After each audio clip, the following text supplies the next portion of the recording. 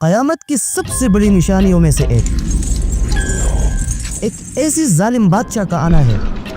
جو ماؤں کی پیٹ چیر کر ان کے اندر موجود بچے کو قتل کروائے گا۔ اور وہ ظالم بادشاہ سفیانی سیریا کی کیپٹل دمیسکس سے نکلے گا اور اس کا تعلق بنو امیہ خاندان سے ہوگا۔ سفیانی کی سب سے بڑی اور مین طاقت ایک ہی خاندان ہوگی، بنو کلب، اور یہ وہی خاندان ہے جو کبھی سیریا میں بنو امیہ کی گورنر معاویہ بن ابی سفیان کی طاقت ہوا کرتا تھا۔ شیعوں کی امام صادق کہتے ہیں کہ ہم بنو ہاشم اور بنو امیہ ہمیشہ سے لڑتے آئے ہیں۔ ابو سفیان حضرت محمد صلی اللہ علیہ وسلم سے لڑا، معاویہ علی سے، یزید حسین سے، اور سب سے آخر میں امام مہدی کے ساتھ سفیانی لڑے گا۔ جب سیریا شام کے حالات خراب ہو جائیں گے اور وہاں کے سارے لوگ آپس میں لڑنے لگ جائیں گے تو لوگوں کی اسی لڑنے جھگڑنے کی وجہ سے سیریا میں نہ کوئی دن کو کام کر سکے گا اور نہ ہی رات کو کوئی چین کی نیند سو سکے گا، اور سیریا کے لوگ اپنی بھوک مٹانے کے لیے کھانے کے ایک نوالے کو ترسیں گے۔ تو تب اسی سخت حالات میں سیریا کے کیپٹل ڈمیسکس کے پاس ہی ایک گاؤں میں ایک شخص اپنی نیکی اور انصاف کی وجہ سے سارے لوگوں کے درمیان بہت ہی زیادہ مشہور ہو جائے گا، اور آہستہ آہستہ لوگ اس کے پاس جمع ہونا شروع ہو جائیں گے۔ اور جب اس شخص کے بارے میں سیریا کے سب سے طاقتور اور پاورفل خاندان بنو کلب کو پتہ لگ جائے گا تو بنو کلب کے لوگ یہ سمجھیں گے کہ یہی وہ شخص ہے جو ہمارے ملک سیریا کے حالات کو ٹھیک کر سکتا ہے اور یہاں کی جھگڑوں کو فلی ختم کر سکتا ہے۔ اس لیے یہی بنو کلب قبیلہ اپنی فل طاقت کے ساتھ اس شخص کو سپورٹ کرنے لگ جائیں گے۔ بنو کلب ایک بہت ہی زیادہ سٹرونگ اور پاورفل خاندان ہے جو حضرت محمد صلی اللہ علیہ وسلم کے زمانے سے پہلے ہی یمن سے نکل کر شام، سیریا میں جا کر آباد ہوئے تھے، اور شام اس وقت کی سپر پاور رومن امپائر کا ایک پروونس تھا۔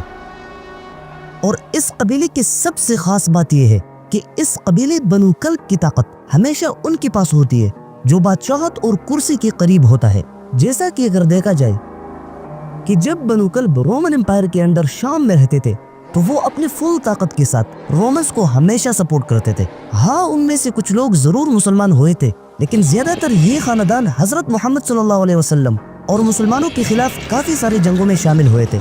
لیکن جب مسلمانوں نے رومنس کی طاقت کو توڑ دیا اور عمر بن خطاب رضی اللہ تعالیٰ عنہ کی دور میں مسلمانوں نے رومنس کے سارے علاقوں کو فتح کر لیا، تو یہی بنو کلب قبیلہ پہلی دفعہ مسلمانوں کے انڈر آیا، اور اس وقت مسلمانوں کے آرمی چیف حضرت ابو عبیدہ بن جراح رضی اللہ تعالیٰ عنہ تھے، اور حضرت عمر رضی اللہ تعالیٰ عنہ نے شام کے گورنر یزید بن ابی سفیان رضی اللہ تعالیٰ عنہ کو بنایا۔ لیکن جب شام اور اس کے آس پاس ایک بہت ہی خطرناک بیماری طاعون آیا تو اس بیماری کی وجہ سے مسلمانوں کے 25,000 سولجرز شہید ہو گئے، اور مسلمانوں کے سارے بڑے جنرلز ابو عبیدہ بن جراح، معاذ بن جبل، یزید بن ابی سفیان بھی اس وبا کی وجہ سے شہید ہو گئے۔ اب ان جنرلز کے شہید ہونے کے بعد مسلمانوں میں کوئی بھی بڑا جنرل موجود نہیں تھا جسے شام کا گورنر بنا دیا جائے، اس لیے پہلی دفعہ حضرت عمر رضی اللہ تعالیٰ عنہ نے ایک نئے اور ینگ صحابی کو شام کا گورنر بنایا، معاویہ بن ابی سفیان۔ گورنر بننے کے بعد حضرت معاویہ رضی اللہ تعالیٰ عنہ نے شام میں بنو کلب کے سب سے رچ اور طاقتور فیملی میں شادی کی، جس کی وجہ سے بنو کلب جیسے طاقتور خاندان کی سپورٹ حضرت معاویہ رضی اللہ تعالیٰ عنہ کو مل گئی، اور اسی سپورٹ کی وجہ سے حضرت معاویہ رضی اللہ تعالیٰ عنہ کی پوزیشن شام میں بہت ہی زیادہ سٹرونگ ہو گئی۔ اسی شادی سے معاویہ رضی اللہ تعالیٰ عنہ کو ایک بیٹا ہوا جس کا نام تھا یزید بن معاویہ۔ بنو کلب کے ساتھ یہی تعلق بنو امیہ نے آگے بھی جاری رکھی، مطلب بنو امیہ کے دوسرے بادشاہوں نے بھی بنو کلب کے خاندان میں ہی شادی کی، جیسے کہ عبد الملک بن مروان، ولید بن عبد الملک، اور اسی تعلق کی وجہ سے یہ دونوں قبیلے آپس میں کافی حد تک ایک دوسرے کے ساتھ مرج ہو گئے۔ اب اپنی سٹوری کی طرف آتے ہیں۔ جب اس نیک شخص کو بنو کلب کی سپورٹ مل جائے گی تو وہ آہستہ آہستہ بہت ہی زیادہ سٹرونگ ہو جائے گا، اور پھر اپنے سپورٹرز کے سامنے اپنے آپ کو بادشاہ کلیم کرے گا۔ بادشاہ بننے کے بعد وہ شخص اپنے سپورٹرز کی ایک آرمی بنائے گا اور پہلی دفعہ سیریا کی کیپٹل ڈمیسکس پر بہت ہی زیادہ زوردار حملہ کرے گا، اور وہاں بہت سخت لڑائی کے بعد وہ شخص ڈمیسکس کو پوری طرح اپنی کنٹرول میں لائے گا۔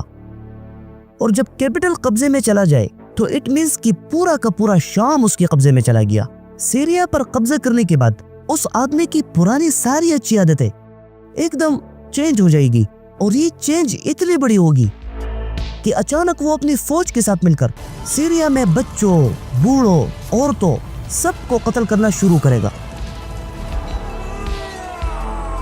عورتوں کو تو اتنی بے دردی سے قتل کرے گا کہ تلوار سے ان کے پیٹ پر وار کر کے اس کو چیر ڈالیں گے، اور جن عورتوں کے پیٹ پر بچہ ہوگا اسے ان کے پیٹ سے زندہ نکال کر قتل کریں گے۔ اور اس ظلم کی وجہ سے سیریا کی سٹریٹس، سڑکیں، نالیاں اور ایون وہاں کی ریور بھی لوگوں کی خون سے کئی دنوں تک بھرا ہوا ہوگا۔ اور یہ ظالم بادشاہ کوئی اور نہیں بلکہ سفیانی ہوگا۔ سفیانی کی یہ ظلم صرف سیریا میں ہی نہیں بلکہ وہ آہستہ آہستہ عراق میں بھی داخل ہوگا، اور وہاں بھی اپنے ظلم کی ساری حدوں کو کراس کرے گا، اور پھر وہ مسلمانوں کی مقدس جگہوں مکہ اور مدینہ میں بھی جانے کی کوشش کرے گا۔ لیکن جیسا کہ مشہور ہے کہ ہر فرعون کے لیے اللہ موسیٰ کو بھیجتا ہے، تو اب اس سفیانی کو ختم کرنے کے لیے اللہ تعالیٰ اپنے ایک نیک بندے کو بھیجے گا جو مکہ میں ظاہر ہوگا، اور ایگزیکٹ اسی وقت لوگ ان کی بیعت کریں گے جس وقت سفیانی کی ظلم اپنی پیک پر پہنچ چکی ہوگی۔ سفیانی کو جیسے یہ امام مہدی کا پتہ چلے گا تو وہ اپنی ایک فوج ان کی طرف روانہ کرے گا، لیکن امام مہدی اور ان کی خراسانی فوج انہیں بری طرح شکست دے گی۔ اپنی فوج کی اتنی آسانی سے شکست دیکھ کر سفیانی غصے سے لال ہو جائے گا، اور فوراً ایک دوسری بڑی فوج تیار کر کے خود ہی امام مہدی کے مقابلے کے لیے نکلیں گے۔ لیکن اس کی فوج جیسے ہی مکہ اور مدینہ کے درمیان بیدا کے ڈیزرٹ تک پہنچیں گے تو اللہ اسے اپنے تمام فوج کے ساتھ زمین میں دنسا دیں گے، اور ان سے صرف ایک یا دو لوگ بچیں گے جو باقی لوگوں کو ان کی سٹوری سنائیں گے۔ سفیانی کا کیریکٹر زیادہ تر ہمیں شیعہ روایات میں ملتی ہے، اور سنی بکس میں سفیانی کے بارے میں روایات نہ ہونے کے برابر ہے، اور کچھ سنی سکولرز تو سفیانی کے بارے میں حدیث کو ضعیف سے بھی کم درجے کے سمجھتے ہیں، کیونکہ وہ کہتے ہیں کہ سفیانی کا کیریکٹر بنو عباس کے دور میں مشہور ہوئی، جب بنو عباس کے پہلے بادشاہ صفاح نے بنو امیہ پر بہت ہی زیادہ ظلم کیا، اور بنو امیہ بھاگ کر اسپین چلے گئے، تو اس وقت بنو امیہ کے درمیان یہ بات بہت ہی زیادہ مشہور ہو گئی کہ ایک شخص جس کا نام سفیانی ہوگا اور وہ بنو امیہ کو بنو عباس کے ظلم سے بچائے گا۔